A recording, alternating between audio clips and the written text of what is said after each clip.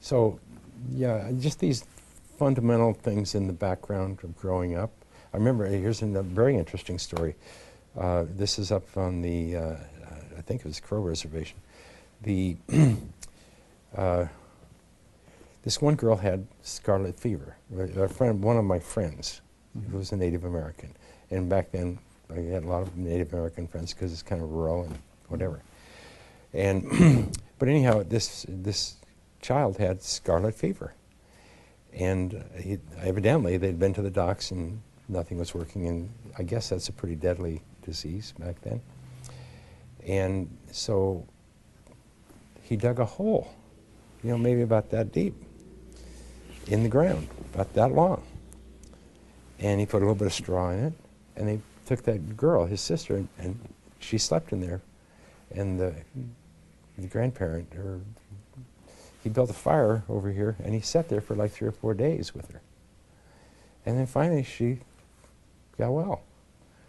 And I always thought that was one of the weirdest things I had ever seen or ever heard of, but that's not uncommon practice with Native American. But I also remember dogs and cats, if they get injured or sick or whatever, they'll go under the porch, dig a hole, and just kind of lay there flat on the earth and stay there.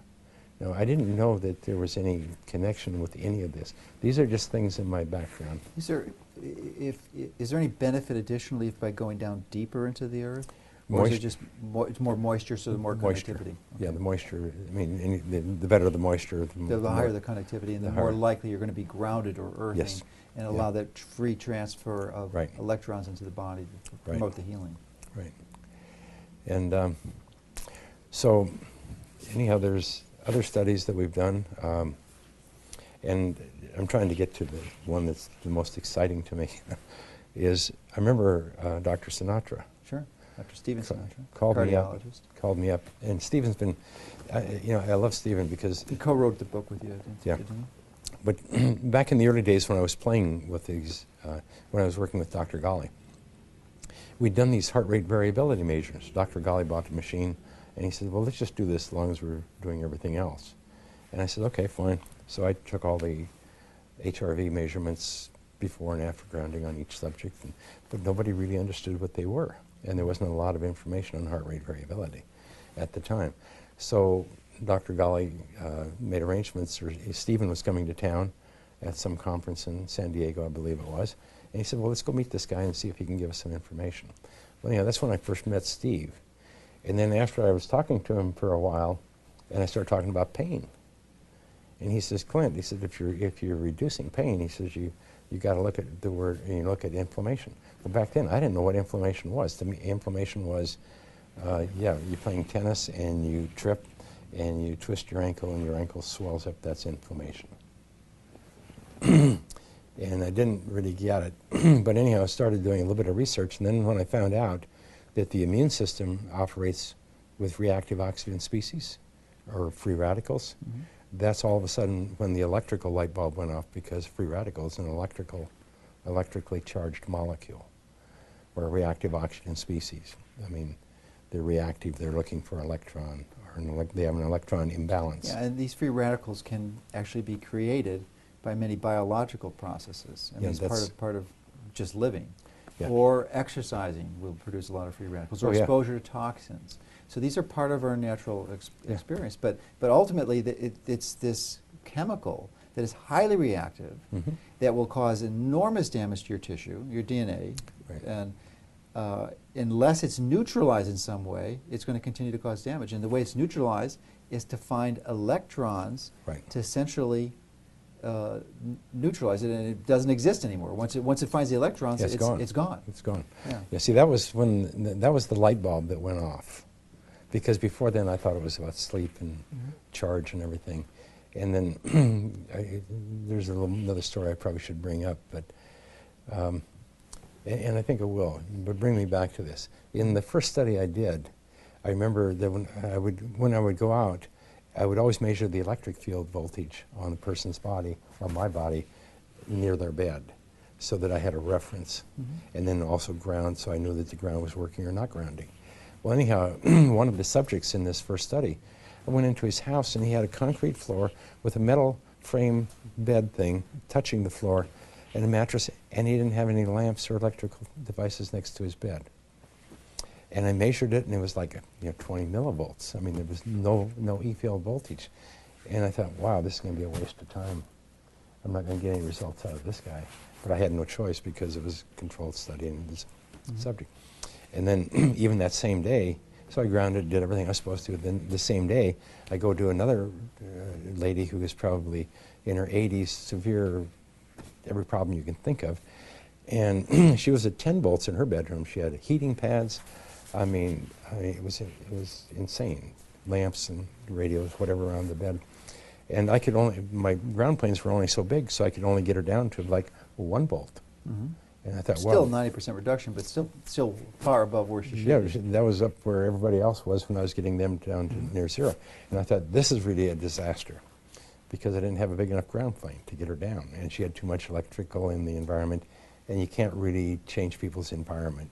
They don't comply very well. Mm-hmm. So anyhow, a month later, when those study results came in, and I was looking at them, and both of these people had significant reductions in pain, and improved sleep.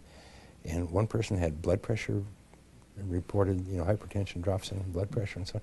And I said, wait a minute, there's something wrong here. That was the first day that I said, wait, it's not electric fields alone. I knew then that it was taking the Earth's surface charge, grounding the body, the Earth's free electrons, grounding the body.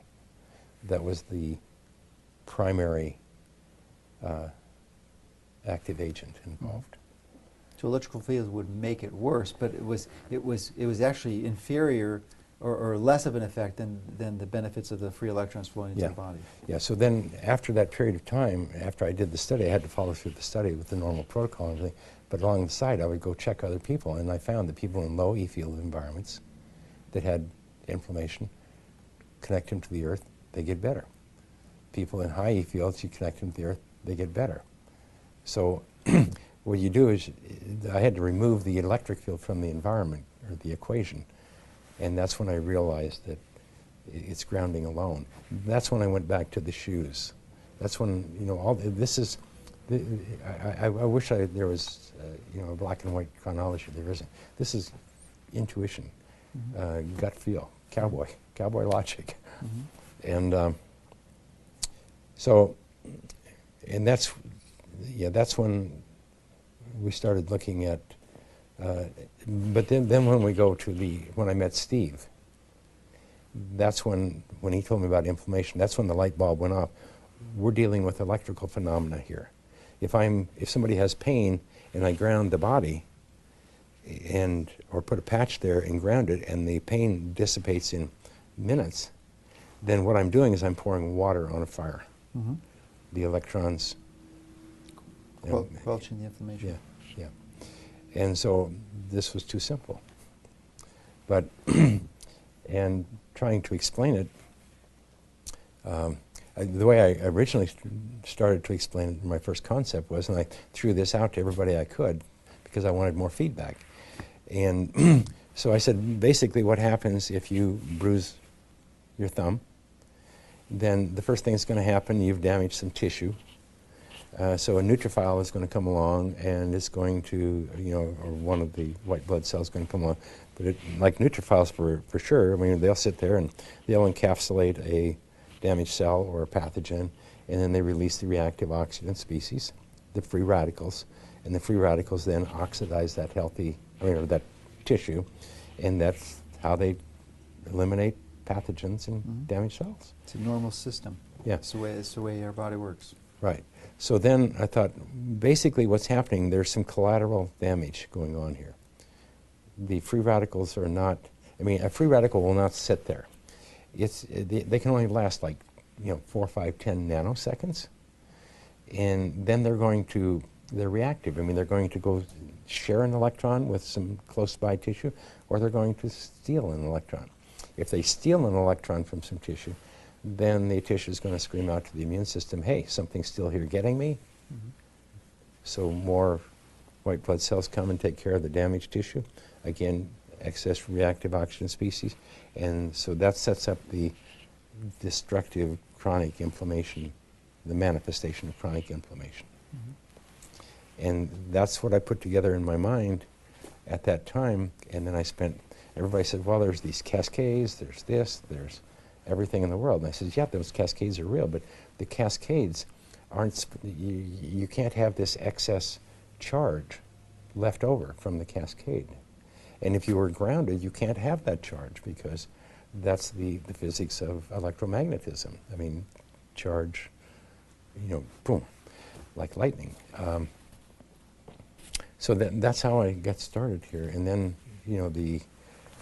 so then the whole question was, trying to understand the mechanism. No one's ever seen an electron. I mean, we have a few computer images in the last few years, trying to depict an electron, but nobody's ever really seen one. They're infinitely small. It takes 1.5 billion electrons to equalize the body, or it's probably 10 times that many, with the Earth. So, but then everybody, what are the mechanisms? How does it get into the body? How does an electron get from your toe to your thumb if you're standing barefoot on the Earth? I mean, there's lots of other questions. Delves into details, right? Yeah, because, in the details, I mean, in the body, when it gets to electrons, everything in the body is about electrons. It's about, energy is taking a molecule, or taking the protons and the electrons, separating them, taking them into certain pathways and channels and putting them back together as energy, ATP. So, but I had no time, money. I mean, this is years of trying to figure this out. So that's why we did like the study with Dick Brown, where we measured every biomarker we could, and we got fantastic results. And now we were able to see, first of all, we don't have the inflammatory cascade.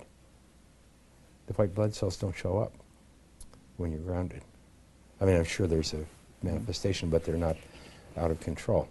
But then, getting back to this story about Stephen, he called up, because we know whenever we ground a person, they turn pink.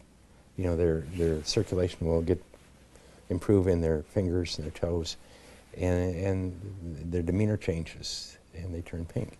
So anyhow, Stephen called me up one time, about 2 or 3 years ago, and he says, Clint, come on back, I want to get together a group of people, I want to do some dark field, and I just want to see before and after grounding on a diverse group of people. And this was most of these people were docs.